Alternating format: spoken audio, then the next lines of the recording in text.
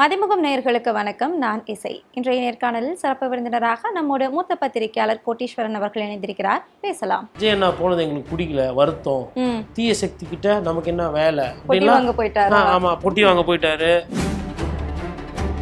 இவர் நான் அப்படிதான் உக்காந்துக்கிட்டு இருப்பேன், நான் யாரையும் இது பண்ண மாட்டேன், நான் உச்சத்துல இருந்து வந்தேன் அப்படின்ற மாதிரி இருந்தார்னா, இவர் செய்கிற ஒவ்வொரு தவறோ இல்லை இவர் ஆட்சியில் வர ஒவ்வொரு தவறோ பெருசாக்கப்படும். அதனுடைய தாக்கத்தை விஜயால் தாங்கிறது கொஞ்சம் கடினம். இந்த ஒரு தப்பு பண்ணிட்டார் விஜய். முதல் நாள் அரசியல் பேசியிருக்க கூடாது. அதிமுக செய்த மிகப்பெரிய தவறு என்ன கேட்டால், கரூரில் விஜய்க்கு சப்போர்ட் பண்ணது அவங்க பண்ண மிகப்பெரிய தவறு. காங்கிரஸ் ஒன்றும் அப்படியே கொள்கை குன்றுலாம் கிடையாது. சரி, இப்போ அதிமுக வந்தால் நான் காங்கிரஸ் கொஸ்டின் போயிடுவாங்களா? பாஜகவும் காங்கிரஸ் கட்சியும் சொல்கிறத இங்கே கேட்டு ஒரு கட்சி நடக்குதுன்னா அந்த கட்சி காலி, எழுதி வச்சுக்கணும். 500 யூனிட்டுக்கு மேலே யூஸ் பண்ணுறவங்களுக்கு என்ன பண்ணலாம்? நாம கட்டி எடுத்து நெத்தியில் வச்சு போட்டுக்கலாமா? இப்படி கொண்டோடாயின்னு நாமோ அப்படின்னு. மோடி அவர்கள் தங்கமதை அதிகமாக பயன்படுத்தாதீங்க, கொரோனா காலகட்டத்தில் இருந்த மாதிரியான ஒரு சூழ்நிலையை மறுபடியும் தயாராக இருங்க அப்படிங்கிற மாதிரி ஒரு எச்சரிக்கை அப்படின்னு எடுத்துக்கலாமா? அதை எப்படி பார்க்குறீங்க? அவர் பாட்டு போட்டு அமைதியாக இருக்க வேண்டியதா? சோதனை மேல் சோதனை போதுமாடா சாமி. டயா பூஸ்டர் சுகரை கண்ட்ரோல் பண்ணும், உங்க ஆரோக்கியத்தை மீட்டு தரும். சர்க்கரையை கட்டுப்படுத்துறதுக்கான எளிமையான வழிமுறை, இயற்கையான வழிமுறை. அனைத்து மருந்து கடைகளிலும் கிடைக்கும்.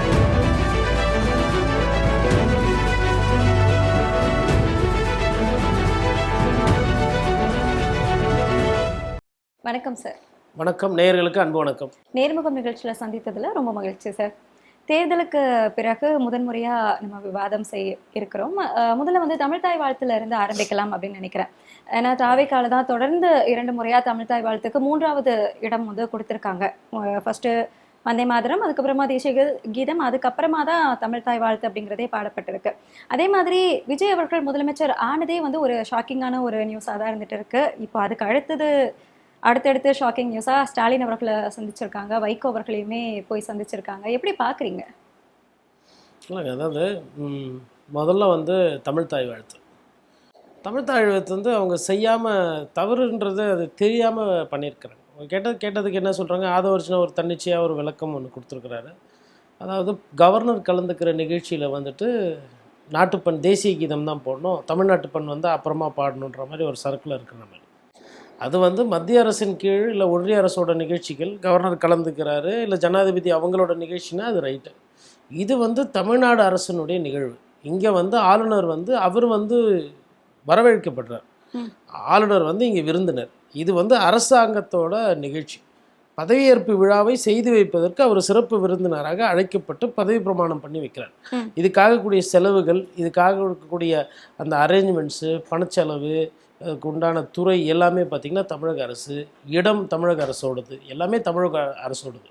இது ஒருவேளை லோக் பவன், அதாவது ராஜ்பவனில் நடந்திருக்குன்னா அது கதை வேறு.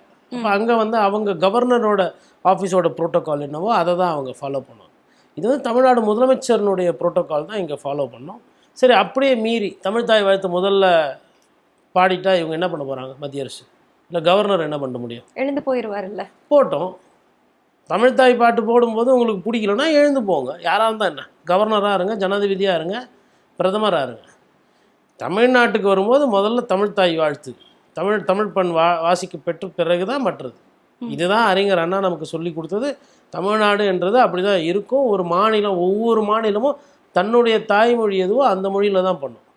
ஆந்திரா போனீங்கன்னா தெலுங்கு தான் ஃபஸ்ட்டு பாட்டு பாடணும், கர்நாடகா போனால் கன்னடிகாவில் தான் ஃபஸ்ட்டு பாடணும், மகாராஷ்டிரா பாட மராத்தி தான் பாடணும். அதுதான் முறை, அதுதான் நியாயம். அந்த ஊரில் என்ன சொல்லாடல் தாய்மொழி எதுவோ அந்த மொழி பாடிட்டு அதுக்கப்புறம் ஹிந்தி பாடலாம், தப்பு கிடையாது. தேசிய கீதம் ஜனகணமன ஆகட்டும், இல்லை வந்தே பாரதம் ஆகட்டும், வந்தே பாரதம் அது பாடட்டும், தப்பு கிடையாது. இங்கே யாரும் அந்த பாடலை பாட மாட்டோம் அப்படின்றது கிடையாது. அது எங்களுக்கும் பிடிக்கும். ஒன்று அம்மானா இன்னொன்று அப்பா. ஃபஸ்ட்டு குழந்தை அம்மான்னு கூப்பிடும், அம்மான்னு கூப்பிட்டதுக்கப்புறம் அப்பான்னு கூப்பிடும். இந்த அம்மாவுக்கும் அப்பாவுக்கும் இந்த சண்டை இனிமேல் வேணாம். ஆனால் நீங்கள் மாற்றாதுங்க, அம்மாவை அப்பானாதீங்க, அப்பாவை அம்மானாதீங்க, அவ்வளோதான். இதுக்கு விளக்கம்னா இதுதான். இந்த விஷயத்தில் புதிய அரசு, விஜய் அவர்கள் தலைமையில் இருக்கக்கூடிய அரசு தைரியமாக தமிழ்தாய் வாழ்த்து ஃபஸ்ட்டு பாடலாம். எந்த கொம்பாதி கொம்பருக்கு என்ன பிரச்சனை இருக்கோ வழக்காடு மன்றம் போய் அவர்கள் வழக்கு தொடரட்டும், தேவைப்பட்டால் கோர்ட்டு சென்று கோர்ட்டு மூலியமாகவே இதற்கு ஒரு தீர்ப்பு சாதகமாக வரும். இல்லைன்னா இதற்கென்று ஒரு தனி சட்டம் கூட இயக்கலாம். தமிழக சட்டமன்றத்திற்கு அதற்கு வந்து அந்தஸ்தும் அங்கீகாரமும் வழிமுறைகளும் இருக்குது. ஒரு கவர்மெண்ட் ஆர்டர் என்பது மத்திய அரசு போடுறது ஒண்டி தான் ஜியோ கிடையாது. தமிழக அரசு தமிழக சட்டசபை ஸ்கூல் தேடி ஒரு ஒரு ஒரு ஒரு ஆர்டர் போடுது, ஒரு ஆர்டினன்ஸ் போடுதுன்னா அதுவும் சட்டமாக்கப்படும். ஓகே. அப்போ ஸோ தட் நாளைக்கு கலெக்டரு எஸ்பி அவங்களுக்கு ஒரு கிளியர் கட் இன்ஸ்ட்ரக்ஷன்ஸாகவே தமிழக அரசும் கொடுக்கும். எப்படி மத்திய அரசு வந்து ஒரு இன்ஸ்ட்ரக்ஷன்ஸ் கொடுக்குதோ மத்திய அரசாங்கத்துக்கு கீழே வர ஆஃபீஸுக்கு, அது மாதிரி தமிழக அரசு ஒரு இன்ஸ்ட்ரக்ஷன்ஸ் கொடுக்கும். அவ்வளோதான், இந்த பிரச்சனை முடிஞ்சுது. ஒன்று. இரண்டாவது வந்து இந்த ஷாக்கிங்காக இருக்குது. அதாவது என்னது ஷாக்கிங்னா இந்த ஆட்சி அப்படின்றது, அது நம்ம அப்புறமா பேசுவோம். இதில் இன்னொரு ஷாக் ஒன்று நீங்கள் சொன்னீங்க. அதாவது முதலமைச்சர் போய் முன்னாள் முதல்வர் ஸ்டாலினை சந்திக்கிறது, உதயநிதி ஸ்டாலின் கட்டி பிடிக்கிறது, அதுக்கப்புறமா வைகோ அவர்களை போய் சந்திக்கிறது, அதில் எந்த விதமான ஷாக்கும் எனக்கு இல்லை. இன்ஃபேக்ட் இது வந்து எனக்கு உள்ளபடியாக நான் மனதார விஜய் அவர்களை இதுக்கு பாராட்டுறேன், வரவேற்கிறேன். இதை 100% விஜய் முன்னாடியே பண்ணியிருக்கணும். இதுதான் தமிழ்நாட்டினுடைய கலாச்சாரம், இதுதான் நம்ம பண்பாடு, இப்படி தான் இருக்கணும். எதிர் துருவத்தில் இருக்கிறதுனால என்றைக்குமே எளியும் புலியுமா சண்டை போடணும்னு அவசியமே கிடையாது. தமிழ்நாட்டினுடைய நலனு கருதி ஒரு ஆக்கப்பூர்வமான எதிர்கட்சியும் ஆக்கப்பூர்வமான ஆளுங்கட்சியும் மற்ற கட்சிகளும் சேர்ந்து செயல்படுறது எந்த வித தப்பும் கிடையாது. கொள்கைகள் வேறு, கூட்டணி வேறு, கலாச்சாரம் என்பது வேறு. இது நல்ல கலாச்சாரம். இதை முதல்ல பண்ணியிருக்கணுன்றதான் நான் என்னோட 3 நாளைக்கு முன்னாடியே பார்த்தீங்கன்னா நான் என்ன சொன்னேன்னா, விஜய்க்கு 108 மெஜாரிட்டி இருந்த பொழுதே எல்லா கட்சி அலுவலகத்துக்கும் போய் கட்சி அலுவலகத்துக்கு போய் நீங்கள் சப்போர்ட் கேளுங்க. இந்த கூட்டணி யாரும் வந்து உங்களை வந்து கொள்கை முறைலாம் சொல்ல மாட்டேன். நீங்கள் வந்து முன்னாள் முதலமைச்சர்களாக இருந்த எடப்பாடி பழனிசாமி அவர்களை போய் சந்திச்சிருக்கணும், அதேமாதிரி ஸ்டாலின் அவர்களை போய் சந்திக்கணும். யார் யார் சப்போர்ட் கொடுக்குறாங்களோ கொடுக்கட்டும், ஒரு முன்மாதிரியாக இருக்கட்டும். தேர்தல் முடிந்து போயிடுச்சு. தேர்தலுக்கு பிந்தைய கூட்டணிக்கு 118 நம்பர் வேணும். அந்த நம்பர் எங்கேருந்து வந்தாலும் வாங்கிக்கலாம். கொடுக்காதது அவங்கவுங்களோட இஷ்டம். பட் நீங்கள் ஒரு இளம் தலைவராக ஒரு புதிய முதலமைச்சராக அப்படி ஒரு முடிவு எடுக்கணும். அதுதான் நாகரிகம், புதுசாக இருக்கும். அதே மாதிரி நான் சொன்னேன், சிபிஎம் ஆஃபீஸ்க்குலாம் இவர் ஆளை விட்டு அனுப்பக்கூடாது, இவரே போகணும்னு சொல்லிட்டு நான் பதிவு பண்ணியிருப்பேன். அவரே போயிருந்தார். ஒரு 2 நாள் கழிச்சு போனார். அதுக்குள்ளே வந்து அவர் எதுக்கு அங்கே போகணும், இவர் எதுக்கு போகணுன்ட்டு நம்மளை போட்டு சமூக வலைதளத்தை வச்சு துணி துவைக்கிற மாதிரி துவைச்சாங்க தாவேகவனர். சந்தோஷம். நான் சொன்னது வந்து தமிழ்நாட்டினோட நலன் கருதி சொன்னேன். அந்த விஷயத்தை இன்னைக்கு முதல்வர் விஜய் அவர்கள் பண்ணுறாருன்னு கூட உள்ளபடியே சந்தோஷம். ஸ்டாலின் அவர்களை போய் அவங்க வீட்டில் பார்க்கறதுன்றது தப்பு கிடையாது. இப்போது பாஜகவுக்கும் திமுகவுக்குமே அவ்வளோ பிரச்சனை இருக்குது. ஆனால் அவங்களுமே வந்து பரஸ்பரம் பார்க்குறாங்க. நம்ம கூட அவங்களோட பழக்க வழக்கம் சந்தேகமாக இருக்கிற அளவுக்கு பேசுகிறாங்க. மம்தா பானர்ஜி பேசுகிறாங்க. அப்போது இது மாதிரி விமர்சனம் வருது. அதை தாண்டி ஒரு நல்ல ஒரு நாகரிகமாக இருக்கும். இப்போ இது என்ன ஆகிடும்னா, ஒரு சில இடத்துல திமுககாரங்க அதிக எண்ணிக்கையில் இருப்பாங்க, கிராமங்கள்லையும் நகரங்கள்லையும். தாவேக்காவினர் வந்து ஒரு வயசு கம்மியாக இருக்கிறாங்க, எனர்ஜியாக இருக்கிறீங்க. உள்ளூரில் அந்த சண்டை கோவங்கி தனியும். புரியுதுங்களா? இதனுடைய பலன் என்னன்னு கேட்பாங்க. விஜய் என்ன போனது எங்களுக்கு பிடிக்கல, வருத்தம், தீய சக்தி கிட்ட நமக்கு என்ன வேலை அப்படின்லாம். ஆமாம், பொட்டி வாங்க போயிட்டாரு, இவங்க தான் பக்கத்தில் இருந்து பொட்டி எடுத்து கொடுத்த மாதிரி இதெல்லாம் போடுவாங்க. ஏன்னா இன்னைக்கு சமூக வலைதளம் வந்ததுக்கப்புறம் ஒவ்வொருத்தருமே அரசியல் வல்லுநர், ஒவ்வொருத்தருமே அரசியல் ஆலோசகர், ஒவ்வொருத்தருமே ஊடகவியலாளர். அப்படி ஆகிப்போச்சு. தப்பு கிடையாது. இது வந்து அரசியல்ன்றது எல்லாருக்கும் பொதுதான். ஊடகத்தில் இருக்கவங்க தான் அரசியல் பேசணும்னு கிடையாது. பட்டி தொட்டியில் இருக்கிற சாமானியன்லேருந்து படித்தவர்கள்லேருந்து படிக்காத இளைஞர்கள்லேருந்து எல்லாருமே பேசுகிறது தான் அரசியல். அதனால தான் அரசியலுக்கு பார்த்தா குவாலிஃபிகேஷன் கிடையாது. முதல்வர் விஜய் என்ன எம்பிபிஎஸ் எஃப்ஆர்சிஎஸ் ஃபஸ்ட்டாக ஆகியிருக்காரு? இல்லை. என்ன தகுதி? ட்ராப் அவுட் இல்லை, அவர் தகுதி ட்ராப் அவுட். அது வேறு. சரி, அவர் டிகிரி படி அதில் தேர்தல் நின்று மக்கள் மனசில் பெற்று வெற்றி பெறணும், அதுதான் தகுதி. அவர் நல்லவரா கெட்டவரான்றதுலாம் இதுக்கு அப்புறமா அவர் எப்படி பண்ணுறாருன்றது பொறுத்து. அப்போ அரசியலில் தகுதியே வேணாம். இப்போ இன்றைக்கி போய் பார்த்தீங்கன்னா ஒரு +2 பசங்க வந்து நம்மளை பிடிச்சி, ஹலோ பார்த்தீங்களா ப்ரோ, வாட் ப்ரோ செஞ்சுட்டல அப்படின்னா அரசியல் பேசணும். அது காலத்தோட கட்டாயம். அது சோதனையா சாதனையான்னு போக தெரியும், எது நல்லது எது கெட்டதுன்னு. அது வேறு விஷயம். பட் இவர் போய் இன்னைக்கு முதல்வரை சந்தித்தது வரவேற்கத்தக்கது. முதலமைச்சரும் வந்து ஒரு கோரிக்கையை வைத்திருக்கார். இந்த காலை மாணவர்களுக்கு போடுற சிற்றுண்டி நிறுத்தாத, தொடர்ந்து கொடுக்கணுன்றது உள்ளபடியே அது ஒரு நல்ல திட்டம். அதே மாதிரி அதிமுகவில் எதனா ஒரு நல்ல திட்டங்கள்லாம் அது தொடரணும். காரணம்னா இவருக்கு அனுபவம் கிடையாது. இவர் வந்து நான் அப்படி தான் உக்காந்துக்கிட்டு இருப்பேன், நான் வந்து யாரையும் இது பண்ண மாட்டேன், நான் வந்து உச்சத்தில் இருந்து வந்தேன் அப்படின்ற மாதிரி இருந்தார்னா, இவர் செய்கிற ஒவ்வொரு தவறோ இல்லை இவர் ஆட்சியில் வர ஒவ்வொரு தவறோ பெருசாக்கப்படும். அதனுடைய தாக்கத்தை விஜயால் தாங்கிறது கொஞ்சம் கடினம். இப்போது கொஞ்சம் 2 அடி இறங்கி போகிறதுனால கெட்டு போகிறது கிடையாது, விட்டு கொடுப்பவர்கள் கெட்டு போவதில்லை அப்படின்றது தாய்மொழியில் இருக்கிற ஒரு நல்ல ஒரு சொல்லாடல் பழமொழி. அப்போ அதெல்லாம் வைத்து பார்க்கும்போது விஜய் அவர்கள் இது மாதிரி இறங்கி போனது. இப்போ காலையில் வந்து உதயநிதி ஸ்டாலின் வந்து பார்க்கவே இல்லை, பார்க்காமலே பதவி அது ஏற்றுக்கிட்டாரு, ஒரு நியூஸ் போயிட்டு அது இருந்தது. ஒரு சர்ச்சை வந்தது. இப்போ பார்த்தா 2 பேரும் கட்டி ஏதோ அடுத்த படம் எடுப்பாங்க பொழுது 2 பேரும் சேர்ந்து அந்த மாதிரி இது பாராட்டுறாங்க. வரவேற்கத்தக்கதான். இதில் இதை பார்த்து புலம்புறதுக்கோ இல்லை இதை பார்த்து விமர்சனம் பண்ணுற அந்த அல்ப பத்திரிகைக்காரன் நான் கிடையாது. ஒன்று. இரண்டாவது, எடப்பாடி பழனிசாமி அவர்கள் வணக்கம் வச்ச போது விஜய் அவர்கள் கண்டுக்காமல் உட்காந்துருந்த மாதிரி ஒரு விமர்சனம் வந்திருக்குது. அது அப்படி அவர் நடந்திருப்பார் என்றால் அது முறை கிடையாது, அது அநாகரிகம். அதையே நான் பதிவு பண்ணுறேன். ஏன்னா you cannot have whims and fancies. ஒருத்தரை பிடிக்குது ஒருத்தரை பிடிக்கலன்றதை சட்டமன்றத்தில் வைக்கக்கூடாது. ஏன்னா உங்களுக்கு அரசு காப்பீடு பதவி பிரமாணம் பண்ணும்போது என்ன சொன்னால், சொந்த வெறுப்பை விலக்கி வைத்து எல்லாருக்கும் பொதுவாக தான் முதலமைச்சராக பண்ணுவேன்னு சொல்லிட்டு இந்திய திருநாட்டின் மீது மதிப்பு மாண்போட சத்திய பிரமாணம் பண்ணியிருக்கீங்க. அப்போ சத்தியம் போட்டு பதவி ஏற்றுக்கிட்டு உளமாற பதவி ஏற்றுக்கிட்டாலும் சரி, இல்லை கடவுள் அறிய பதவி ஏற்றுக்கிட்டாலும் சரி, இல்லை மனசாட்சி பிரகாரம் பதவி ஏற்றுக்கிட்டாலும் சரி, உள்ளுக்குள்ளே ஒரு மனசில் ஒரு காழ்ப்புணர்ச்சியை வச்சு கொண்டு நீங்கள் அரசியலில் நடந்தீங்கன்னா அதனுடைய அழிவு உங்களுக்கு தான். இது யாரும் போய் கண்டுபிடிக்க முடியாது. இதெல்லாம் வந்து ஒரு அந்த மாண்புமிகு பதவியில் இருக்கிறவர் கண்ணியமானவனாக இருக்கணும் அப்படின்றதான் அதனுடைய கருத்து. இந்த கண்ணியம் எங்கேயுமே வந்து அந்த கண்ணியவானுக்கு குறையக்கூடாதுன்றதுனால தான் பதவி பிரமாணத்தில் இந்த மாதிரி அழகான சொல்லாடல்கள் வச்சுருக்காங்க. இதனால தான் இங்கே போயிட்டு என் தலைவர் வாங்க, என் தலைவர் அவரு, இப்படி அந்த பாராட்டெல்லாம் இருக்காது. ஒரு ரத்தின சுருக்கமாக நான் எனும் அப்படின்றது இது நான் இப்படி நடந்துக்குவேன், எனக்கு வர்றதை நான் வெறுப்பு இல்லாமல் பார்த்துவேன், எந்தவித ரகசியத்தை நான் வெளியில் சொல்ல மாட்டேன், அதோட முடியும். அப்போ பதவி ஏற்றுக்கும் போது நீங்கள் என்ன இருந்தீங்களோ அது. இதை ஒரு தப்பு பண்ணிட்டார் விஜய். முதல் நாள் அரசியல் பேசியிருக்க கூடாது. அதுவுமே முதல் நாளே பதவியேற்ற உடனே கஜானா காலி அப்படின்னு கஜானா காலி, மன்னர் பரம்பரை, அது இது, ராகுல் காந்தி கூட இருக்கிறாருன்னு மறந்துட்டு, இதுனா 3 தலைமுறை திமுக, அது 5 தலைமுறை. கலைஞர், ஸ்டாலின், உதயநிதி, அது நேரு, இந்திரா காந்தி, ராகுல் காந்திக்கு அப்பா ராஜீவ் காந்தி, அது போதும் இல்லை, 5 தலைமுறை வருது இல்லை. சோனியா காந்தி அவங்க அந்த லீக் எடுத்தா எதுக்கு? ஃபஸ்ட்டு நாள் அன்னைக்கு மக்களுக்கு சொல்லியிருக்கனால. அப்போது காலைல அரசியல் பெஸ்ட்டு மூஞ்சி தொடைச்சின்னு போனாங்க, மூஞ்சை மூடிக்கிட்டு போனாங்க, கஜானா காலி பண்ணிட்டு போனாங்க, எல்லாம் சொல்லிட்டு இன்றைக்கி பூங்கொத்துன்னு போகிறீங்க. அதனால தான் நம்ம என்ன சொல்கிறோன்னா, அன்னைக்கு அரசியல் பேச விட்டுட்டு இன்றைக்கி போய் பார்த்துட்டு அதுக்கப்புறம் ஒரு அவங்க எதனா சொன்னாங்கன்னா அதுக்கப்புறம் அரசியல் பண்ணணும். நிறைய பேசிட்டீங்க நீங்கள், வச்சு சாத்துன்னு சாத்திட்டு தான் திமுக அந்த நிலைமையில் இருக்குது, அதிமுக இந்த நிலைமையில் இருக்குது. உங்கள் வர்ச்சுவல் வாரியர்ஸ் உழைக்காமலே உங்களுக்கு உழைப்புக்கு மேலேயே அதிகமான சீட்டுகளை வாங்கி கொடுத்து விட்டார்கள். சந்தோஷமாக அதில் இருந்து அங்கேருந்து ஒரு அரசியல் பண்ணணும், நாகரிகமான அரசியல், நல்ல அரசியல் பண்ணணும். இப்போ இது வந்து நல்ல எடுத்துக்காட்டு. என்ன கேட்டால் இன்றைக்கி தான் அவர் முதலமைச்சராக நடந்திருக்கார் நேற்றை விட. இதுதான் முதலமைச்சரோட வேலை. ஃபஸ்ட்டு எதிர் கேம்பில் இருக்கவங்கள சரி செய்யணும்.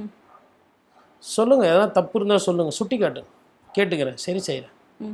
அரசு நல்லா நடக்கும், மக்கள் நல்லா இருக்கும், தப்பு கிடையாது. இதுதான் முறை. இதுதான் இது அறிஞர் அண்ணா வழியில் போகிற அரசியல், தப்பு கிடையாது. முடிஞ்சவொன்னே வைகோ அவர்களை போய் பாசிக்கிறார். கண்டிப்பாக வைகோ ஒரு மிகப்பெரிய பழைய தலைவர். அவருக்கு பாராளுமன்றத்தில் ஒரு காலத்தில் வைகோ பாராளுமன்றத்தில் பேசுகிறாருன்னா பேச்சு அப்படி இருக்கும். இப்போ 2 பேருக்குமே இது ஒரு நல்ல விஷயம். வைகோ வந்து என்னப்பா, நான்லாம் இவ்வளோ புஸ்தகம் படித்து அப்படி பேசியிருப்பேன், 3 மணி நேரம் நான் போகாத இடமே இல்லை, நடைபயணம் போனேன், ஏதோ சாங்குன்றாங்க, வைப்புன்றாங்க, டிக்டாக் ரீல்ஸுன்றாங்க, என்னப்பா இது அப்படின்னும் போது, இப்போ தாவேகா தொண்டர்களுக்கு பழைய அரசியலையும் மதிமுக தொண்டர்களுக்கு புதிய அரசியலையும் கூட மாறி அந்த 10 நிமிஷத்தில் பேசிக்கலாம். 2 தொண்டர்களை மீட் பண்ணும்போது. அப்போ ஒரு பாட்டு போட்டுப்பா, இது இப்போ என்னப்பா மாநில சுயாட்சி, சமஸ்கிருதம், இந்தி எதிர்ப்புலான்னு சொல்கிறாங்களே எப்படின்னா, எனக்கு ஒரு கற்பனை. அப்போ அந்த 2 தொண்டர்களும் அவா போட்டு விட்டு, இப்போ அவா குஷிபு லுத்தாதே கஹாங்கூலி மேக்கூலி அப்படின்ற மாதிரி அந்த பாட்டு போகிறோம். அதில் வந்து பார்த்திங்கன்னா மில்லாதேன்னு முடியும், அதுக்கப்புறம் பத்தாதேன்னு ஒரு சரணம் வரும். அப்போ என்னன்னா, இந்திய எதிர்ப்பு திணிர்ப்பு அவாலை பற்றி பேசுகிறோம், அதுதான் அந்த ஃபஸ்ட்டு 2 லைனு. அதுக்கப்புறமா வந்து கூலின்ற மாதிரி வருது, இதுதான் சிபிஎம் ஏழை பாழைகளோட கூலியை பற்றின லைனு, இதை மனப்பாடம் பண்ணிக்கோங்க. 3வது வந்துட்டு பத்தாதே மத்திய அரசு எவ்வளோ பணம் கொடுத்தாலும் பத்தாது, அது 3வது லைன், இதை மனப்பாடம் பண்ணிக்கோங்க. 4வது வந்து யாரும் மில்லாதேன்னா எங்களை மீறி யாரும் இங்கே அரசியலுக்கு பண்ணுறதுக்கு ஆள் இல்லை, நாங்களே பண்ணிக்கிறோம், அது தாவேக்காவுக்கு இந்த மாதிரி அவங்களுக்கு பாட்டு ரீதியாக சொல்லி கொடுத்தா கூட மேபி இன்னும் அரசியல் இன்னும் ரொம்ப பக்குவமாக ஈஸியா தாவேக்காவினருக்கு அரசியல் சொல்லி கொடுத்துட்டீங்க சார். இல்லைங்க. எந்த வயசில் யார் இருக்கிறாங்களோ அவங்களுக்கு பாட்டு போட்டு வைப்பு பண்ணி சொல்லி கொடுத்தா தான் அரசியல் புரியும். இப்போ அவங்கக்கிட்ட போய் அண்ணா தொண்டனுக்கு எழுதின கடிதமோ, நான் ஏன் பிறந்தேன் புஸ்தகம் கொடுத்ததோ, இல்லை குறளோவியம் கலைஞர் எழுதினது சொன்னதோ, இல்லை கண்ணதாசனோட அர்த்தமுள்ள இந்து மதம் அதுக்கு மாறின புஸ்தகம், இல்லை ஐயா இவர் நம்ம எழுதியிருப்பார் நடிகவேல் எம்ஆர் ராதா ஒரு சில கருத்துக்கள்லாம் சொல்லியிருப்பார். அதெல்லாம் வந்து இப்போ அவங்க ஸ்கூல் புக்கே தொட மாட்டேன்றாங்க. அவங்க அரசியல் பேச வந்துட்டாங்க. அப்போ அவங்களுக்கு ஏற்ற மாதிரி ஒரு எடுத்துக்காட்டுக்கு சொல்கிறேன். அந்த பாட்டு நீங்கள் இப்போ பார்த்தீங்கன்னா கூட நல்லா இருக்கும். அந்த அவா அவா பாட்டு வைப்பு பயங்கரமாக இருக்கும். இல்லை நீங்கள் சொன்னதுக்கு அப்புறமா அந்த பாட்டு கேட்கும் போதெல்லாம் இதுதான் சார் ஞாபகத்துக்கு வரும். இல்லைங்க, என்ன விதமான இளைஞர்கள் நம்ம கிட்ட இருக்கிறாங்க, அவங்கள எப்படி அவங்க போக்கில் அரசியல் கொண்டு போகிறதுன்றதான் இருக்கணும். எனக்கு தெரிஞ்சதை போய் நான் சொல்கிறதுன்றது இல்லை. அவங்க பேட்டர்னில் என்ன இருக்கோ அதுக்கேற்ற மாதிரி மாறும். அதுதான் இது ஒரு டெக்டானிக் ஷிஃப்ட். இதை சொன்னதுக்கப்புறம் இப்போ நீங்கள் சொன்ன அந்த ஷாக் சொன்னீங்கல்ல, அது ஏன் அங்கே வந்து கருத்து கணிப்புகளோ இல்லை ஊடகவியலாளரோ எங்கே நம்ம தப்பு பண்ணோம் இல்லை தவற விட்டோம்னா அது ரொம்ப முக்கியமான கருத்து. ஏன்னா ஒரு 15 பேர் கருத்து கணிப்பு எடுத்தாங்க, ஒரு 20-25 பத்திரிகையாளர் சொன்னாங்க. இந்த வெற்றி யாரும் கணிக்க முடியல. ஒருத்தர் கூட கணிக்கல. ஆக்சிஸ் மை இந்தியா மட்டும் சொல்லியிருந்தாங்க. ஆக்சிஸ் மை இந்தியா நெருக்கத்தில் வந்தாங்க, அவங்க சொல்லியிருந்தாங்க. இப்போ என்னன்னா தாவே கட்டுறது ஒரு புதிய கட்சி. ஒரு புதிய கட்சியினுடைய தாக்கம் எவ்வளோன்னு எக்ஸ் ஃபேக்டர் வைக்கணும். இது 10% வாங்குமா, இது 20%, 30, 40 அப்படின்னு அந்த புள்ளியில் கணிக்கிறதுல தப்பு ஒன்று. இரண்டாவது தப்பு, விஜய் அவர்கள் எல்லா இடமும் போய் சுற்றி பார்க்கல, உழைக்கவில்லை. அப்போ விஜய் அவர்கள் உழைக்கல, கிராமத்தில் இதுக்கு ஓட்டு வருமா வராதா தெரியாது. அதனால தான் பார்த்தீங்கன்னா ஒரு 8 மாவட்டத்தில் தாவேக்கா ஜெயிக்கவே இல்லை. அப்போது அந்த இடத்துல இருந்து பார்க்கும்போது அப்போ இங்கே வந்து விஜய் இப்போ ஊட்டியிலேருந்து நீங்கள் பார்க்கும்போது உண்மையிலே விஜயோட தாக்கம் இருக்கா? நாகப்பட்டினம் மயிலாடுதுறையிலேருந்து பார்க்கும்போது விஜயோட தாக்கம் இருக்கா? இல்லை. கன்னியாகுமரியில் போய் பார்த்தா விஜயோட தாவேக்கா தாக்கம் இருக்கா? இல்லை. அப்போது அந்த இடத்துல இருந்து நீங்கள் ஒரு சில பத்திரிகையாளர் கருத்து கணிப்பு எடுக்கிறாங்கன்னு அது கரெக்டாக வராது. அப்போது ஒட்டுமொத்த தமிழ்நாடு பூரா ஒரு அலை இல்லை. என்னை பொறுத்தவரையிலும் என்னன்னா திமுகக்கு இன்னும் ஒரு 15 சீட்டும் அதிமுகவுக்கு ஒரு 25 சீட்டும் கையை விட்டு போயிருக்கு. இப்போ எண்ணும் போதே இப்போ காலையில் பார்த்தீங்கன்னா ஃபஸ்ட்டு தாவேக்கா அதிமுக இருந்துச்சு. ஒரு பீரியட்ல தாவேக்காவும் அதிமுகவும் ஈக்குவலாக இருந்தது. அப்புறம் தாவேக்கா மேலே போச்சு. அதிமுக வந்து ஒரு 70-77 சீட்டுக்கு போச்சு. அதுக்கப்புறம் அதிமுக கீழ் நோக்கி போச்சு. அப்புறம் கீழ் நோக்கி இருந்த திமுக மேல் நோக்கி வருது. அப்போ அதே நேரத்தில் 100-108க்குள்ளேயே இருந்தது தாவேக்கா. அதை தாண்டி 118 போல. அப்போ ஒரு சுனாமி என்றால் அது ஒரு 160-170 சீட்டாக வந்திருக்கணும். அப்போ எங்கெங்கெல்லாம் திமுக அதிமுக பலமாக போட்டிட்டதோ அந்த இடத்துல ஒன்று திமுக இல்லை அதிமுக தான் வெற்றி பெற்றிருக்கு. விசில் ஜெயிக்கல. திமுக இந்த இடத்துல ஜெயிச்சிரும் சொல்லிட்டு அதிமுக லூசா கேண்டிடேட் போட்ட இடத்துல விசில். அதிமுக இங்கே ஜெயிச்சிரும் அப்படின்ட்டு திமுக லூசா போட்ட இடத்துல விசில். அப்போ இருதுருவ அரசியலில் இருதுருவமாக போயிருக்கு. எங்கே லூஸ் விட்டாங்களோ அந்த இடத்துல விசில். அப்போ லூஸ் விட்ட தொகுதி 108. என்னோட பழைய பேட்டியெல்லாம் எடுத்து பார்த்தீங்கன்னா போட்டியே வந்து ஒரு 100-120 சீட்டில் தான் இருக்கும். இவங்க 50 சீட்டு ஜெயிப்பாங்க, அவங்க 50 சீட்டு ஜெயிப்பாங்க. இவங்களுக்குள்ளே 50-50 இல்லை 60-60 ஜெயிச்சிருவாங்க நான் சொல்லியிருப்பேன். புதுசாக சொல்ல. அப்போ அந்த ஃபார்மேட் வந்திருக்குது. பட் அதை தாண்டின ஃபார்மேட்டில் எடுக்க முடியும். இந்த ரீசன்னால கணிக்க தவறிட்டோம் ஒன்று. ரெண்டாவது, திமுகவும் அதிமுகவும் தாவேக்கா தலைவர் விஜய் அவர்களை விமர்சனம் செய்யவில்லை, அவர்களை அரசியலில் அடிக்கலை. எடப்பாடி பழனிசாமி அவர்கள் விமர்சனம் செஞ்சுருந்தாங்க இல்லையா? இல்லை, அது வந்து தாவேக்கா வந்து விமர்சனம் பண்ணதுக்கு பிறகு நான் தான் எம்ஜிஆர் மற்றும் பலர் மற்றும் சிலர் அதுக்கப்புறம் அப்படி வரைக்கும் எடுத்துட்டாங்க. ஜெயலலிதா வரலாம் அவங்க அந்த ஓட்டுகளை எடுக்கிறதுக்கு அவங்க பண்ணதுக்கு அப்புறம் தான் அவங்க எதிர்வினை காட்டினாங்க. இன்ஃபேக்ட் அதிமுக செய்த மிகப்பெரிய தவறு என்ன கேட்டால் கரூரில் விஜய்க்கு சப்போர்ட் பண்ணது தான் அவங்க பண்ண மிகப்பெரிய தவறு. 2 தப்பு பண்ணாங்க. ஒன்று கரூரில் விஜய்க்கு சப்போர்ட், ரெண்டாவது விஜய் கூட்டணிக்கு வருவார்னு ஒரு இடத்துல வந்து ஓப்பனாக பிள்ளையார் சொல்லி பேசிட்டேன். இதெல்லாம் அவங்க பண்ண தப்பு. அதை தாண்டி அந்த கட்சி வேறு எதுவும் பெரிய தப்பு பண்ண மாதிரி தெரியல. 2 தேர்தலுக்கு அப்புறம் இப்போ புதுசாக ஒரு கட்சி வருது அப்படின்னு 3வது இடத்து எனக்கு 47 சீட்டுன்றது அவ்வளோ மோசமானதெல்லாம் கிடையாது. நீங்கள் அரசியல் ரீதியாக பார்க்கும்போது ரெட்டலை வந்து இன்னும் 47 சீட்டு வாங்கியிருக்கணும் போது it has lost but not decimated. It is defeated but not decimated. ஆனால் அதிமுக இப்போ பிளவுபட்டிருக்கதாகவும் ஒரு செய்தி இருக்குது சார். இன்னைக்கு 233ல் 32 பேர் தான் பதவி பிரமாணம் செஞ்சுருக்காங்க. சி.வி. சண்முகம் அவர்கள் பாதிலேயே எழுந்து வெளியே போயிட்டாரு.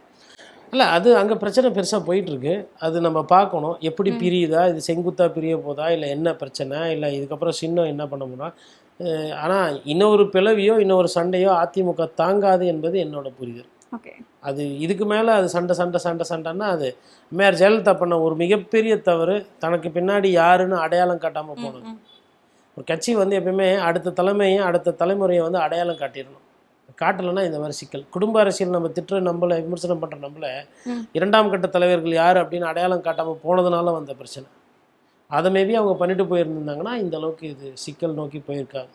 இல்லை இவங்க கம்யூனிஸ்ட் கட்சி மாதிரியா மாறி இருக்கணும், அதையுமே அவங்க பண்ணலை. எதை மீன் பண்ணி சொல்றீங்க சார்? இல்லைங்க, இப்போது கொஞ்ச நாளைக்கு முன்னாடி வந்து சசிகலா அவர்கள் வரணும், ஓபிஎஸ் வரணும், செங்கோட்டையன் ஒன்று சில கருத்துக்கள். அப்போ அன்றைக்கி மேபி அதை சேர்த்து செயல்பட்டுருந்தா. இன்னொன்று அன்றைக்கி அவங்களுக்கு தெரியாது யாருக்குமே விஜய் வருவார், விஜய் இந்த அளவுக்கு ஃபோர்ஸாக மாறணும். அதனால் நம்மளே பார்த்துடலாம். திமுக எதிர்த்து தானே சண்டை, நம்ம போட்டுடலாம். திமுக எதிர்த்து தானே சண்டை, நம்ம பழக்கப்பட்ட சண்டை. அவங்க 2வது வாட்டி ஆட்சிக்கே வந்ததில்லை, நம்ம தான் வருவோம். அந்த ஒரு மன ஓட்டத்தில் இதெல்லாம் அவங்க பயணம் செஞ்சாங்க.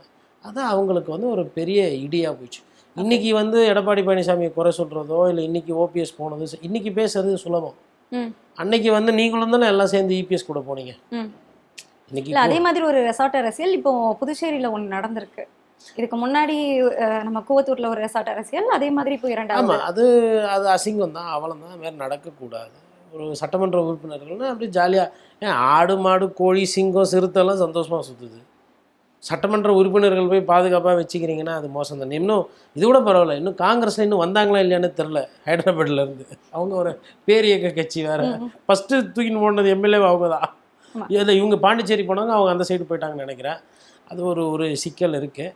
இதை விஜய் அனுமதிக்கக்கூடாது. விஜய் வந்து ஒரு கட்சியாக மொத்தமாக வருதுன்னா ஏற்றுக்கணும். அதில் பிரிஞ்சு வராங்கன்னா ஒரு கட்சியை அடித்த பாவம் உடைச்ச பாவம் விஜய்க்கு வரும் அப்படின்னா அதற்கு உண்டான விஷயங்கள் வந்து விஜய் கஷ்டம். அதாவது இதுக்கப்புறம் விஜய் வந்து நான் தூய ஆட்சி கொடுக்குறேன், நான் எல்லாத்தையும் மாற்றணும் வரேன், நான் மாற்றுறேன் அப்படின்லாம் பேசக்கூடாது. இல்லை இப்போ அதிமுகல இருந்து பாதி பேர் தாவேக்காவுக்கு இணைய போறதா சொல்ல வரீங்களா சார்? இல்லை அப்படி இணையறாங்க அப்படின்னா அது விஜய்க்கு தான் அது ஒரு அதாவது நம்பருக்கு 118 தாண்டி ஆட்சியை தக்க வைக்கிறதுக்கு அது ஓகே, சாமர்த்தியமான முடிவு, அதெல்லாம் சொல்லலாம். சசிகலா அவர்களுக்கோ டிடிவி தினகரன் அவர்களுக்கோ ஓபிஎஸ்க்கும் எடப்பாடி பழனிசாமிக்கும் விஜய்க்கும் என்ன வித்தியாசம்? மாற்றம் வேற. இவங்க மாற்றம்னு சொன்னீங்க. அவங்க தான் இந்த ரெசார்ட்லலாம் போனாங்க, தங்கினாங்க, இங்கேருந்து அங்கே போய் சேர்ந்தாங்க, அங்கேருந்து இங்கே போய் சேர்ந்தாங்க. இன்றைக்கி கட்சியில் ஓபிஎஸ் வந்து திமுகவில் இருக்கிறாரு, எடப்பாடி பழனிசாமி கூவத்தூரில் தங்கியிருந்து அவர் ஒரு தலைமைக்கு வராரு. அப்போ அந்த மாற்றத்தெல்லாம் பேசிட்டு கடைசியில் அங்கேருந்து தான் நீங்கள் எடுத்து பண்ண போகிறீங்கன்னா அதை விட அந்த கட்சியை ஒன்றா இருந்து எனக்கு சப்போர்ட் பண்ணால் பண்ணுங்கள். ஆட்சியில் பங்கு வேணும்னா தரேன், பிரிஞ்சு என் கட்சிக்கு வேணாம். என் கட்சிக்கு என்னோடய ஒரிஜினல் கட்சிக்காரங்க இருக்கிறாங்க, எனக்கு 108 போதும், எனக்கு நான் 108 இதை பார்த்துக்கிறேன், ஆட்சியில் வேணால் பங்கு தரேன். இல்லை இப்போ அதிமுகவுக்கு ஆட்சியில் பங்கு கொடுத்து உள்ளே எடுத்தாங்கன்னா காங்கிரஸோட நிலைப்பாடு என்னவா இருக்கும்? காங்கிரஸும் பிச்சுக்கிட்டு போயிடும். அது அவர் பிரச்சனை, எனக்கு என்ன போச்சு. இங்கே லெஃப்டில் போனால் உதைக்கும், ரைட்டில் வந்தால் இழிக்கும், அதான் அரசியல். அதை அவர் தான் கற்றுக்கணும், அந்த அரசியல் அது அவர் தான் அதை எடுத்துகிட்டு போகணும். ஏன்னா மக்கள் உங்களுக்கு தனி மெஜாரிட்டி கொடுக்கல. சரி, தனி மெஜாரிட்டி கொடுக்காமலே நிறைய பேர் ஆட்சி நடத்தி இருக்கிறாங்க. உதாரணத்துக்கு கலைஞர் அவர்கள் நடத்தி காட்டி 90 சீட் 89 சீட் வச்சு ஆட்சி நடத்திருக்காங்க. பார்க்கணும் அவர் எந்த அளவுக்கு சாமர்த்தியமாக கொண்டு போகிறாரு. இப்போது காங்கிரஸ் ஒன்றும் அப்படியே கொள்கை குன்றுலாம் கிடையாது. சரி, இப்போ அதிமுக வந்தால் நான் காங்கிரஸ் கொஸ்டின் போயிடுவாங்களா? இல்லை, அவங்களோட கோரிக்கையே வந்து என்டிஏ கூட்டணியிலேருந்து யாரையும் எடுக்கக்கூடாது அப்படிங்கிறது தானே, சொல்லி தானே உள்ளே போயிருக்காங்க. அவங்க சொல்லி உள்ளே போனாங்களோ சொல்லாமலோ உள்ளே போனாங்களோ, பாஜகவும் காங்கிரஸ் கட்சியும் சொல்கிறத இங்கே கேட்டு ஒரு கட்சி நடக்குதுன்னா அந்த கட்சி காலி, எழுதி வச்சுக்கணும். இப்போ உங்களுக்கு ஐடியா காங்கிரஸ் தான் கொடுக்குதா? இது உங்களுக்கு ஐடியா காங்கிரஸ் தான் கொடுக்குதுன்ற விஷயம் டிஎம்கேக்கு நல்லா தெளிவாக தெரிஞ்சிச்சு, ஏடிஎம்கே ஓரளவுக்கு புரிஞ்சுக்கிச்சுனாவே அவங்க அடுத்த தேர்தலில் பயப்பட வேண்டியதில்லை. அவங்க திருப்பி மறுபடியும் ரிவைவ் ஆகிடும் 2 திராவிடன் கட்சிக்கும். நம்ம நல்ல செய்தி. ஏன்னா பயங்கரமான உழைப்பாளி அந்த காங்கிரஸில் இருக்கிறவங்க எல்லாருமே. அவங்க உழைப்பை வந்து நீங்கள் கணக்கிடவே முடியாது. அவங்க தான் உங்களுக்கு ஐடியா, அவங்க தான் உங்களுக்கு முக்கியம் அப்படின்னா நன்றி. இந்த 118 அப்படியே இருக்கட்டும். இது வெண்டிலேட்டரில் இருக்கிறது வெண்டிலேட்டர் தான், என்றைக்கு அதெல்லாம் சிக்கல். அதே மாதிரி விஜய் அவர்கள் வந்து பதவி ஏற்ற உடனே முதல் கையெழுத்து வந்து என்னவா இருக்கும் அப்படிங்கிற எதிர்பார்ப்பு இருந்து, ஏன்னா பெண்கள் எல்லாருமே அதிகமான வாக்கு செலுத்திருக்கிறதுனால அந்த 2500 ரூபாய் அதுவாக இருக்கலாமோ அப்படிங்கிற பேச்சுமே போயிட்டு இருந்தது. 200 யூனிட் மின்சாரம் இலவசம் அதை வந்து கையெழுத்தாக போட்டிருக்காங்க. ஆனால் அதுலேயுமே பல விமர்சனங்கள் இருக்குது. உங்களுடைய பார்வை என்ன சார்? அதில் விமர்சனம்லாம் ஒன்றும் இல்லை. எல்லா அரசியல் கட்சி மாதிரி அவரும் நடந்துக்கிட்டார், ஏமாற்றி விட்டார். 100 யூனிட்டு அம்மையார் ஜெயலலிதா கொடுத்தது, நீங்கள் 200 யூனிட்டு மாதத்துக்குன்னு சொல்லியிருக்கிறீங்க. அப்போ மாதத்துக்கு ஒரு வாட்டி கரண்ட்டு பில்லு வரணும். அப்போ மாதத்துக்கு ஒரு வாட்டி கரண்ட் பில்லு வருன்ற அந்த மனநிலையில் தான் நீங்கள் அப்படி சொன்னீங்களான்னு நான் தெரியல. அவங்களோட அறிக்கையில் பார்த்தா அப்படி தான் இருக்குது, மாதத்துக்கு 200ன்னு இருக்குது. அவர் பேசும்போதே அப்படிதான் பேசியிருக்கிறாரு. இப்போ மாதம் 200 யூனிட்னா பழைய யூனிட் 100, இது ஒரு 200 சேர்த்தா 300. சரி, நான் அப்படி பழச சொல்லலை, நான் மொத்தமாக இலவசம் 200ன்னு சொன்னால் கூட 200. இப்போ மாதத்துக்கு 200னா 2 மாதத்துக்கு நீ கரண்ட் பில் போட்டால் எவ்வளோ ஆச்சு?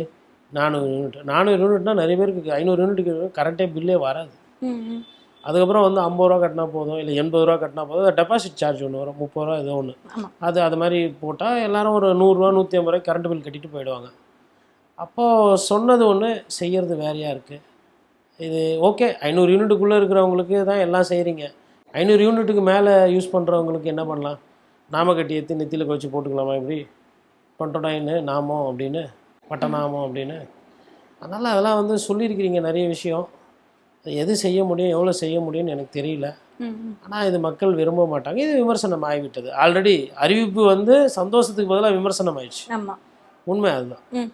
ரெண்டாவது, இந்த பெண்கள் பாதுகாப்புக்கு ஒரு விஷயத்த கவனம் செலுத்துகிறாரு. அதை இன்னும் ஆட்கள்லாம் அதில் எடுத்து போட்டு அந்த துறையை இன்னும் செவ்வன செய்யணும். அந்த துறை வந்து ஆன்லைன் அபியூசஸ் மேலேயும் நடவடிக்கை எடுக்குமா அப்படிங்கிறதுமே மிகப்பெரிய கேள்விக்குறி சார். ஏன்னா விஜய் அவர்களுக்கு எதிராக பேசணும் அப்படின்னாலே பெண்கள் மீது தாக்குதல் அதிகமாக இருக்கு. இப்போ புதுசாக விஜய் அவர்கள் மீது கேள்விகள் முன்வைக்கக்கூடிய ஊடகவியலாளர் ஊடக பக்கங்கள் மீதும் தாக்குதல் ஏற்படுத்ததா ஒரு செய்தி இருக்கு சார். இல்லை, ஊடகத்தை யாரும் அதுவும் இன்றைக்கி காப்பாற்றினது கிடையாதுங்க. எல்லா ஆட்சி காலத்திலும் முதல்ல அடி வாங்குறது ஊடகம் தான். இப்போது தினகரன் பத்திரிகையில் கொலை சம்பவம் நடந்தது, கிருஷ்ணாவை ஊற்றி கொளுத்துனாங்க ஒரு சண்டையில். அதே மாதிரி நக்கீரன் அலுவலகத்தில் வேலை செய்கிறவங்க நிறைய நேரத்தில் தாக்குதலுக்கு உள்ளாயிருக்கிறாங்க. அதுக்கப்புறமா வந்து பத்திரிகையாளர்களை வீடு போய் அரெஸ்ட் பண்ணுறது, கைது பண்ணுறது, இது பண்ணுறது அப்படின்றது இருக்கலாம். நான் என்ன சொல்கிறேன்னா, எல்லா அரசுமே இந்த மாதிரி கெட்ட விஷயங்களை பண்ணியிருக்கு, நீங்களும் பண்ணிவிடுங்கன்றேன். அப்போ அந்த ஊடக சுதந்திரம், கருத்து சுதந்திரம், அதுவும் ஏமாத்து வேலை தான். இவர் பத்திரிகையாளரே சந்திக்கிறது இல்லையே. சரி, பத்திரிகையாளர்கிட்ட ஓரளவுக்கு கண்ணியத்தை, அதாவது முன்னாடி இருந்த முதலமைச்சர் வந்து பத்திரிகையாளர் தினத்தன்னைக்கு வாழ்த்து சொல்லுவார். அம்மையார் ஜெயலலிதா ஜெயிச்ச உடனே பார்த்தீங்கன்னா பத்திரிகையாளர்லாம் கூப்பிட்டு சந்தோஷமாக பேசுவாங்க. உங்களை அடிக்கடி சந்திக்கிறேன், எதனா சரி இருந்தால் செய்யுங்கன்னுவாங்க. முதல்ல என்ன பண்ணுவாங்கன்னா, சென்னையில் தலைமைச் செயலகத்துக்குள்ளே பத்திரிகையாளர் மன்றம் இருக்குது. அதை வந்து ஆட்சிக்கு வந்தோடனே அதை புதுப்பித்து கொடுப்பாங்க. அவங்க உட்கார்றதுக்கு எழுதுறதுக்கு ஏசி எல்லாம் போட்டு கொடுத்து, அங்கே தண்ணி பாட்டிலாம் வச்சு, கம்ப்யூட்டர் கனெக்ஷன், இன்டர்நெட் எல்லாம் இருக்கட்டும். ஏன்னா அரசை பற்றின செய்தி வந்து உடனடியாக மக்களுக்கு போனோம்னா அந்த மாதிரி இம்ப்ரூவ்மெண்ட்லாம் பண்ணி கொடுப்பாங்க எல்லா அரசுமே. இந்த அரசிடம் நான் அதை எதிர்பார்க்கல. நான் அவங்கள பொறுத்தவரைலாம் அவங்க social media, TikTok, YouTube, Insta அப்படி இருக்காங்க. அவங்களுக்கு ஊடகத்தினுடைய அந்த தர்மமோ, ஊடகத்தினுடைய அறமோ, இல்லை ஊடகம் அவங்களுக்கே செய்த துரோகம் செய்ததால அதை எப்படி மாற்றி இது பண்ணுறது. அதாவது இன்னும் சொல்லப்போனால், அதிமுக ஆட்சியில் சன் டிவி ஒரு சில கோரிக்கைகள் வைத்து அரசு செய்து கொடுத்துருக்கிறது.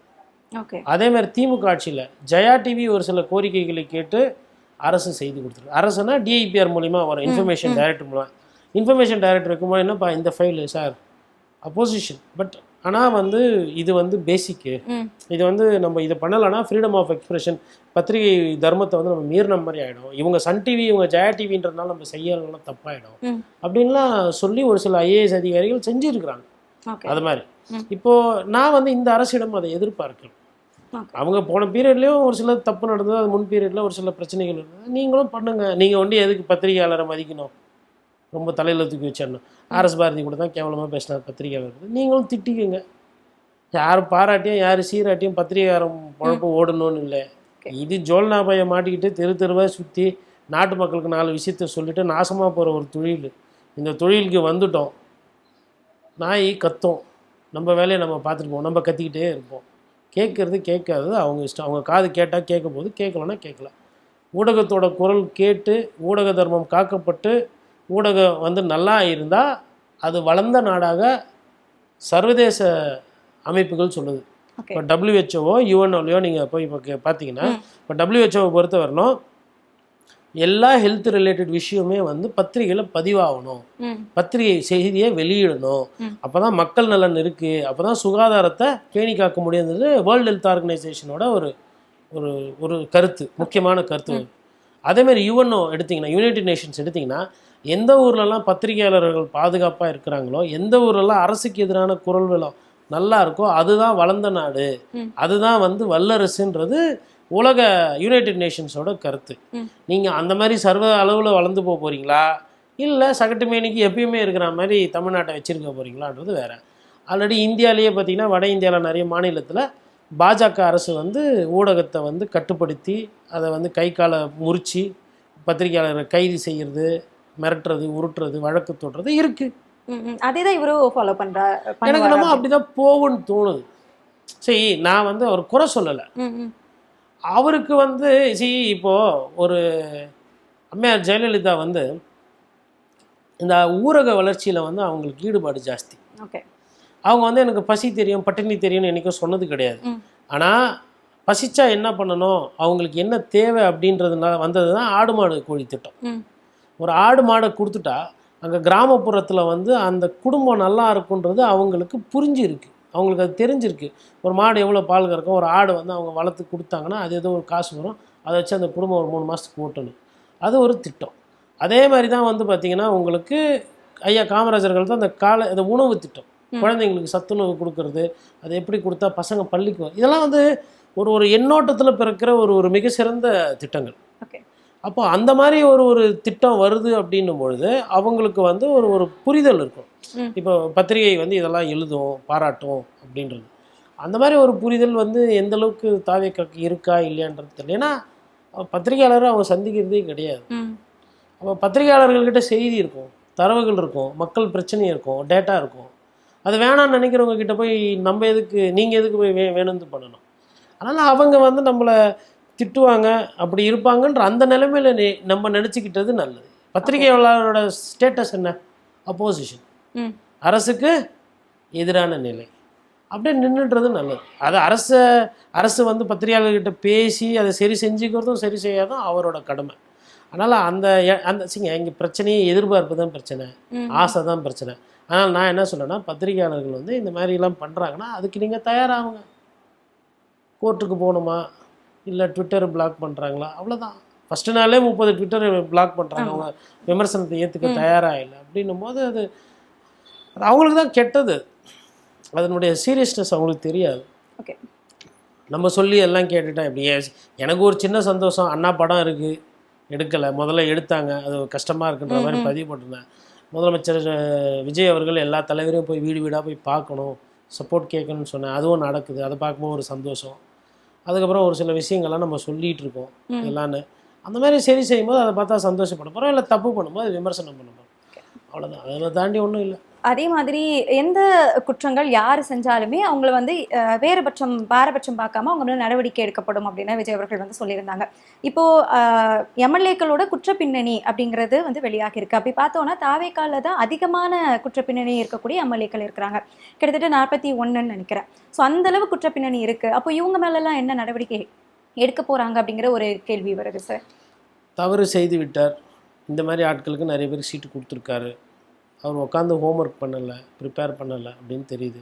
சரி, அவர் நல்ல நேரம், மக்கள் காசு கேட்ட மாதிரி முதலமைச்சராக ஆகிட்டார். இனிமேல்ட்டாச்சும் இந்த மாதிரி இருக்கிறவங்களுக்கு பெரிய பொறுப்பு கொடுக்காம அவங்க எம்எல்ஏவாக இருக்கட்டும். ஆகிட்டாங்க, இனிமேல் என்ன பண்ண முடியும், யதார்த்தத்தை பேசும். அவர் உழைக்கலன்றதை நம்ம ஃபஸ்ட்லேருந்து சொல்லிகிட்டு இருக்கோம், சரியாக பார்க்கல, கட்சியாக நடத்தலைன்றதை நம்ம சொல்கிறோம். அது மக்களுக்கும் நம்ம பேச வேண்டியது, நம்ம பேசணும். பட் அதை மீறி இவர்கள்லாம் ஜெயிச்சிருக்கிறாங்க. அப்படி ஜெயித்தவங்களை இப்போ என்ன பண்ணுறது, நீக்குவா முடியும்? கட்சி நடத்தணும், முதலமைச்சர் பதவியில் இருக்கணும். வர உள்ளாட்சி தேர்தலில் நல்லவர்களுக்கு வாய்ப்பு கொடுங்க, குற்றப்பின்னணி இல்லாத ஆளுங்களாக பார்த்து கொடுங்க, காவல்துறையை வச்சு வெரிஃபை பண்ணுங்கள், காவல்துறையில் நல்ல அதிகாரிகளை போடுங்க. நல்ல அதிகாரிகள் சீனியாரிட்டி பிரகாரம் கூட வச்சுக்கிட்டா ஓரளவுக்கு அரசு பெரிய பிரச்சனை எல்லாம் போகும்.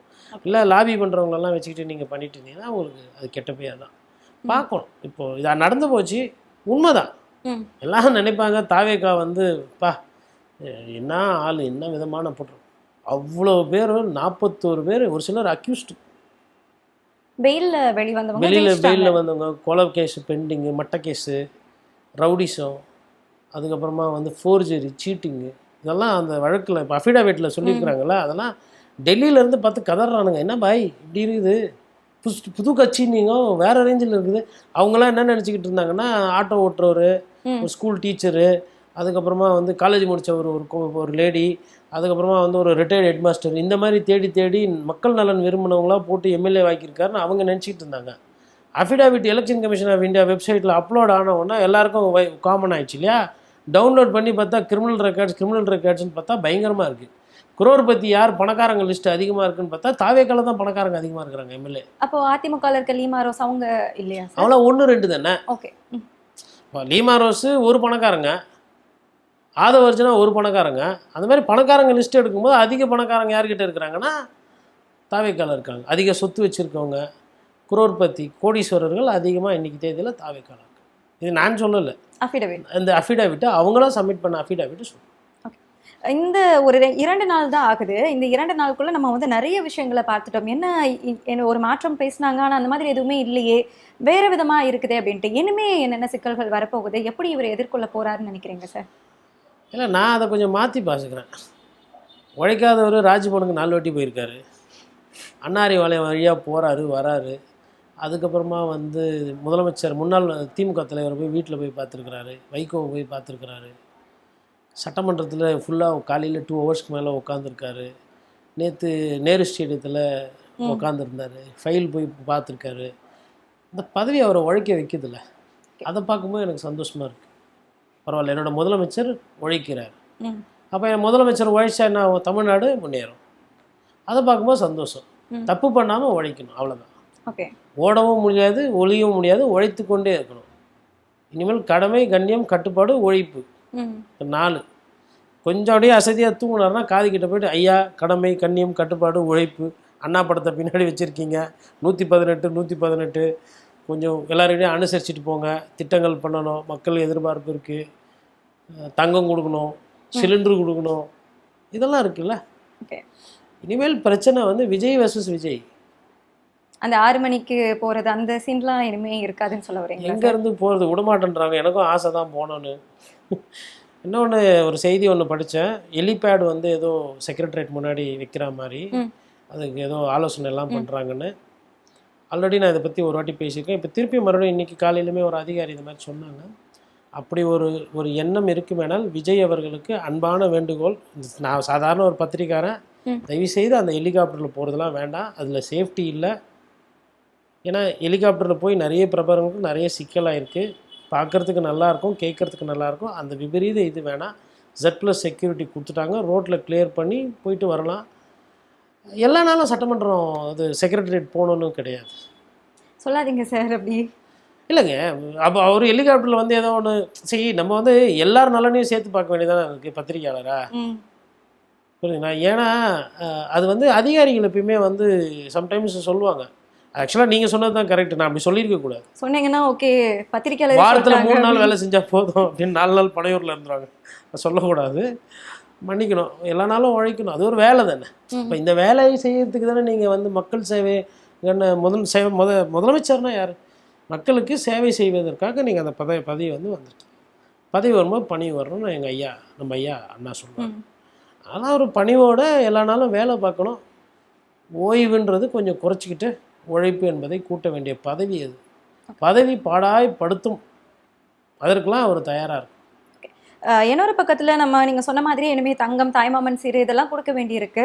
மோடி அவர்கள் தங்கம் வந்து அதிகமாக பயன்படுத்தாதீங்க, கொரோனா காலகட்டத்தில் இருந்த மாதிரியான ஒரு சூழ்நிலையை மறுபடியும் தயாராக இருங்க அப்படிங்கிற மாதிரி ஒரு எச்சரிக்கை அப்படின்னு எடுத்துக்கலாமா? அதை எப்படி பார்க்குறீங்க? அவர் பாட்டு போட்டு அமைதியாக இருக்க வேண்டியதான். சோதனை மேல் சோதனை போதுமாடா சாமின்னு ஒரு பழைய பாட்டு ஒன்று வரும் இல்லையா, அதை போட்டுட்டு சிலிண்டர் வாங்கலான்னு பார்த்தா இஸ்ரேல் ஈரானு, தங்கம் வாங்கலான்னு பார்த்தா முதலமைச்சரே பிரதமரே தங்கம் வாங்க. அப்போ மீறி நீங்கள் தங்கம் இம்போர்ட் பண்ணிங்கன்னா டியூட்டி எல்லாம் ஏறும்.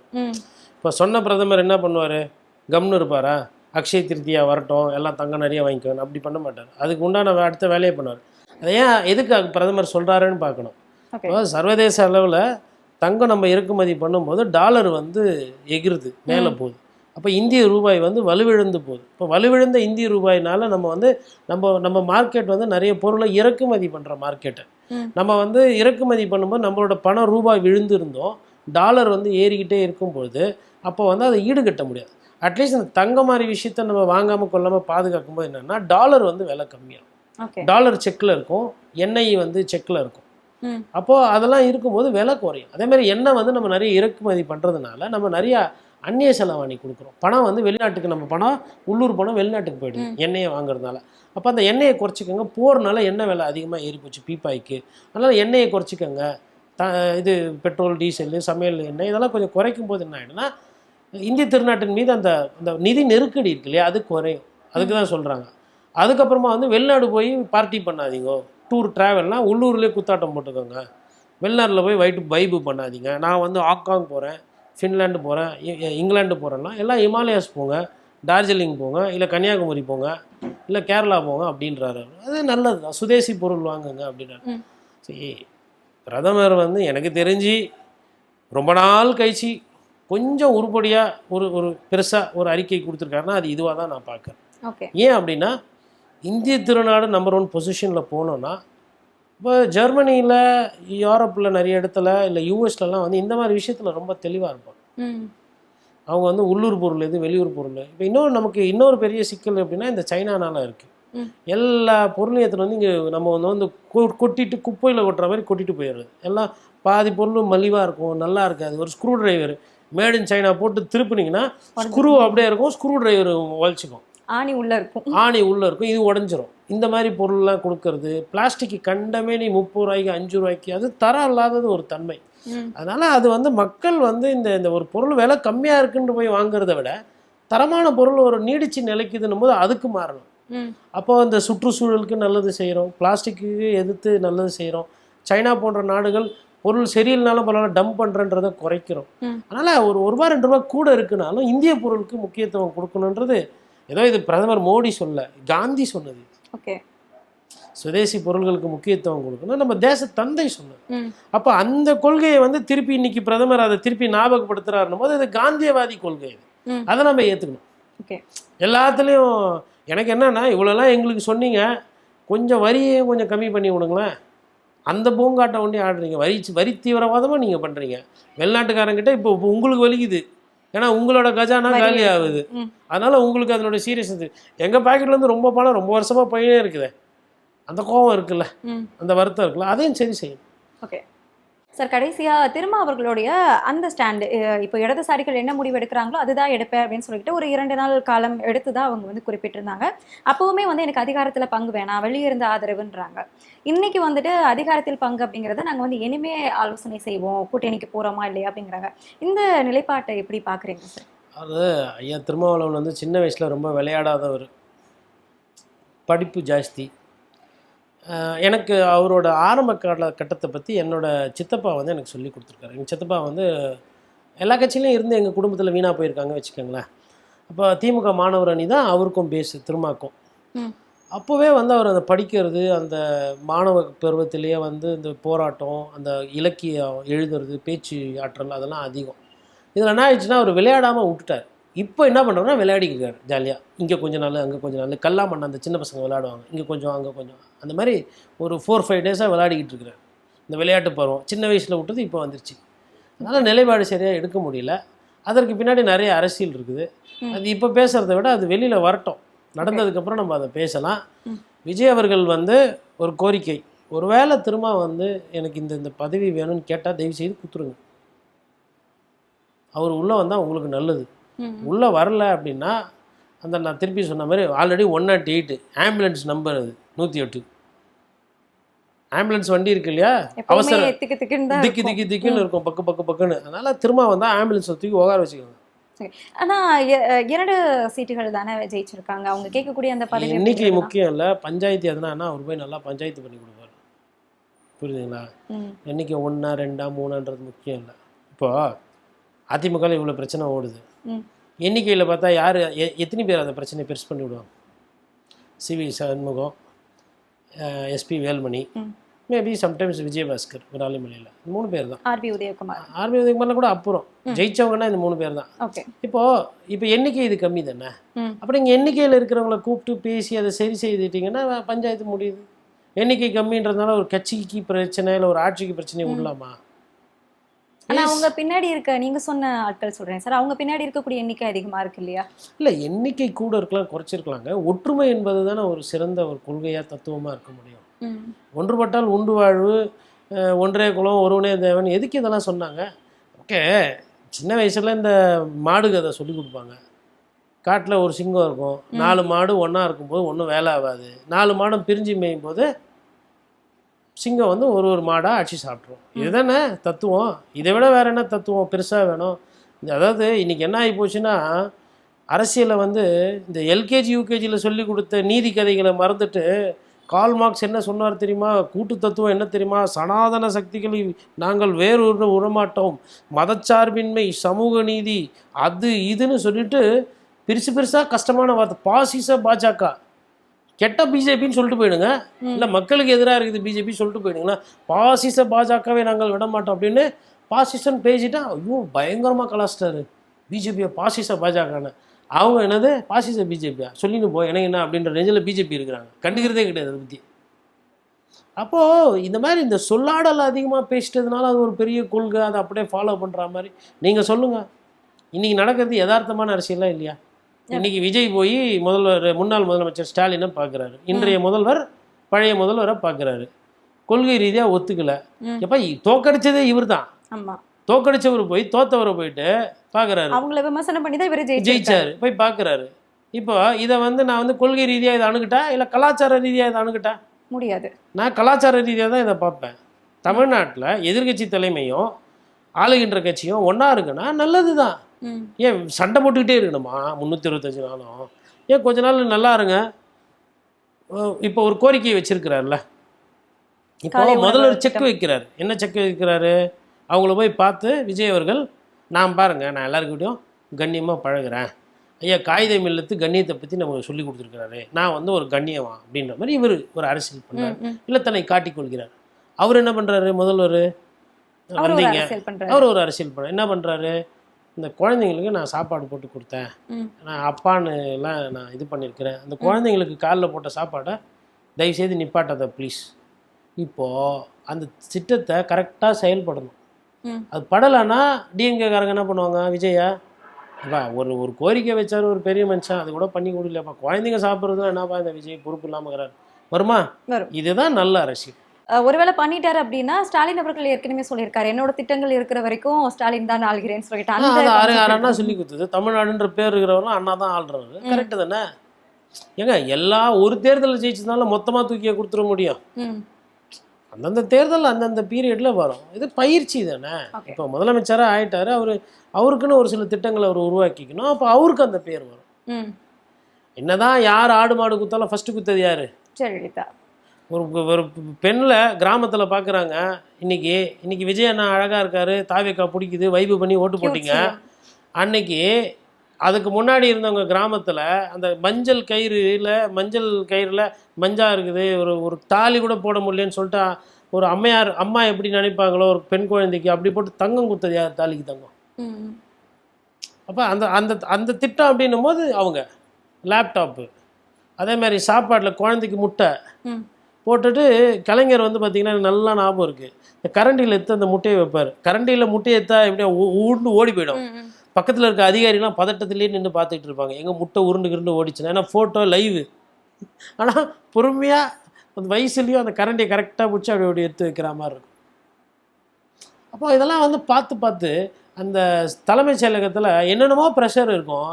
அந்த வண்டியில் போய் உட்காந்துக்கிட்டு அப்போ அந்த வீல் சேருக்கு வந்துட்டார் அவர். கிட்டத்தட்ட அந்த மீன்லாம் இருக்கும் நிறைய, அந்த மீன்லாம் பார்த்துட்டு அந்த தீனியை போட்டு அதை அப்படியே பார்த்துட்டு இருப்பார்.